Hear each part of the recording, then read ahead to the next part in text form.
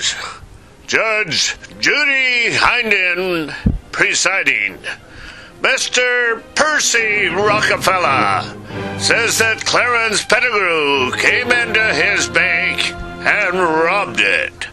Mr. Pettigrew says it must be a case of mistaken identity. He went into the bank to withdraw from his account, and the teller gave him $1,027 and a pocket full of change.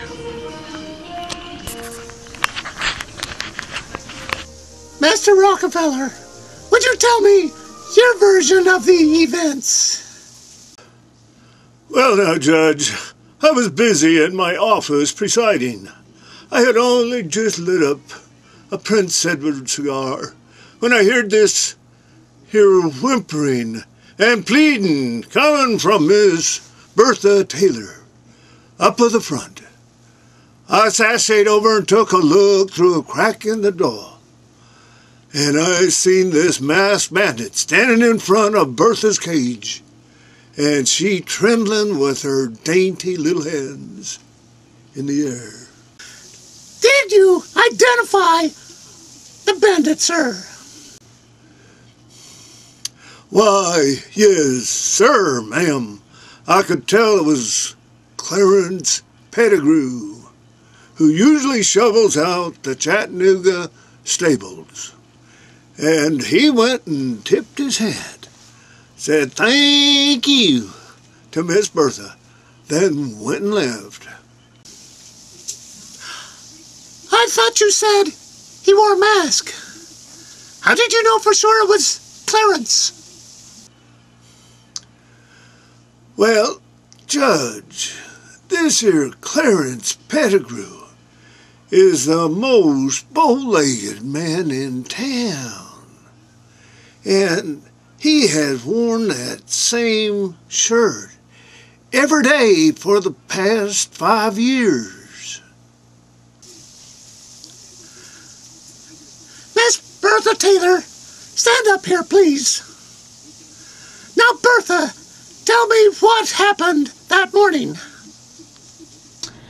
Oh, yes. Well, now, if I recollect right, I got up, fully awake, when the roosters was a-crowing, and went to my closet and tried to decide whether to wear my blue and white checkered dress or my favorite gingham, which I already wore on Tuesday.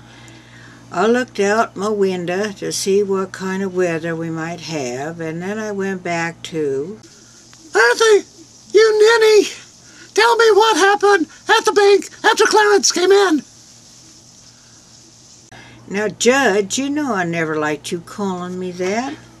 Should I mention what I saw you were doing back in April?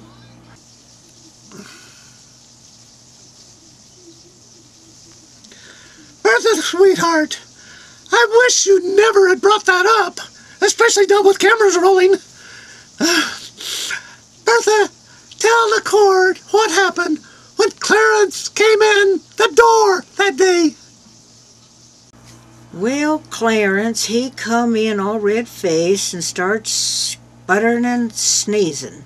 Then he pulls up over his face his neckerchief.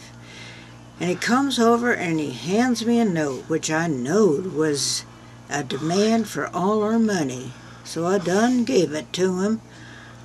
Oh, he was carrying a big old sharp pitchfork, too. Clarence, this don't look too good for you. What in the world possessed you to rob the Culver City Bank? Well, son of a gun. What's your language in court here? Now, don't look down. Look at me. Well, I just bought that pitchfork from Tom at the general store, and then I had him write me a note withdrawing my $2 from my account. Now that there bank is dusty. When I comes in, the dust and flies are everywhere, swirling around. Are you telling me the Culver City Bank is a dust bowl? Well, yes, sirree, Bob. I mean, Judge. That desert wind just blows dust all around that there bank. I start in a sneezing.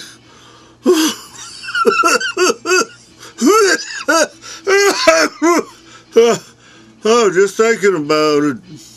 Well, I started in the season, so I pulled my kerchief up over my nose so I could get a breath. By cracky, I think you're right. Last time I was in there, I had to change my gloves and shake out my dress as soon as I got home.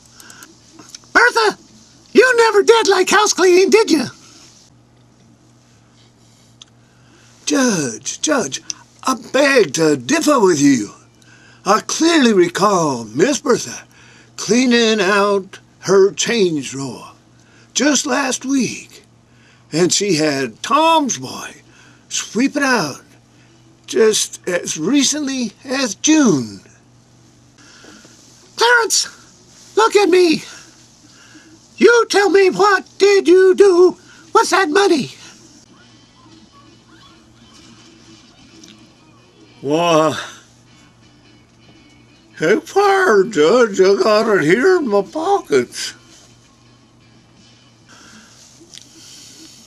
Clarence, there is no question in my mind that you did not rob that bank on purpose. And since I definitely am smarter than most of humanity, I will ask Sam if he will retrieve the filthy lucre for me. I will award the money back to Percy Rockefeller, bank president, less $2 for Clarence to cover his withdrawal, and less $20 for this feather duster for his feather-brained teller, and broom and dustpan for the president's new assignment. Case dismissed. Now use them!